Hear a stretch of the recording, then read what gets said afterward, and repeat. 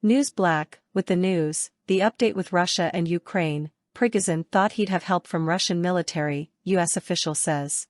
As Russia continues its nearly 16-month-long invasion of neighboring Ukraine, political turmoil has erupted in Moscow while Kiev tries to take back territory.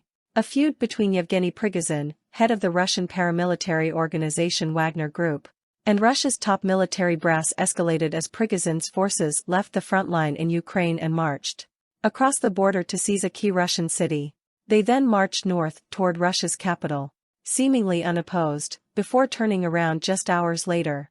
The short-lived rebellion was described by international observers as the most significant challenge to Russian President Vladimir Putin's authority in his more than 20 years of rule. Meanwhile, Ukrainian troops are in the early stages of a counter-offensive to reclaim the almost one-fifth of Ukraine's territory that is under Russian control. Prigozhin thought he would have help from Russian military, senior U.S. official. Ukraine makes gain on occupied bank across from Kherson. Military stopped civil war, Putin says. Russia closes case against Wagner Group leader. We had no goal of overthrowing the government, Prigozhin. What is the Wagner Group?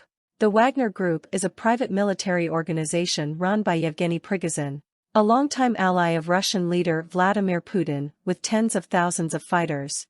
According to U.S. officials, earlier this year, the U.S. labeled the group a significant transnational criminal organization and levied new sanctions, while human rights observers this week said they suspected Wagner fighters were linked to the mass killing of people in Mali last year. Government reports, statements from U.S. officials and insights from experts, as well as other sources, shed light on the Wagner Group's history and goals, its alleged wrongdoings and its importance to Russia.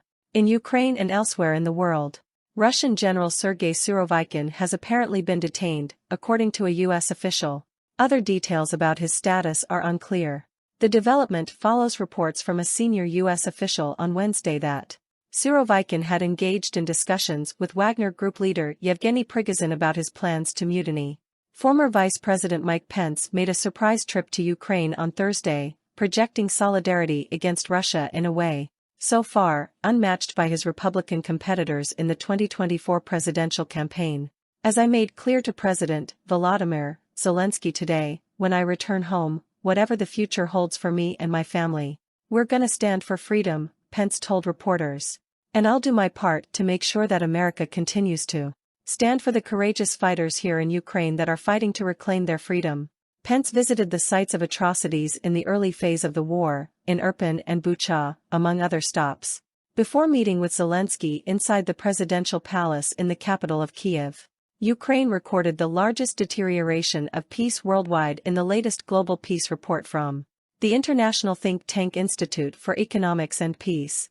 The war in Ukraine had a significant impact on global peacefulness, with Ukraine and Russia having the largest and fifth largest deteriorations in peacefulness respectively, the report stated. Since last year's report, Ukraine fell 14 places to 157th among the 163 countries covered by the report. Due to the conflict, 65% of men in Ukraine ages 20 to 24 have fled the country or died, according to the report. Ukrainian President Volodymyr Zelensky announced Wednesday the security service of Ukraine and the police arrested a suspect who they say coordinated with Russian forces in Tuesday's missile attack on Kramatorsk, a city in the Donetsk region.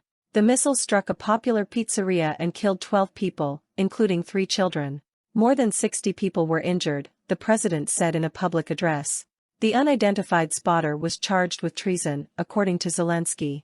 Anyone in the world who does not understand that one cannot be an accomplice of a terrorist state must be held accountable by the entire international community, he said. News Black JM, thanks for watching, I'm Ariel Brooks.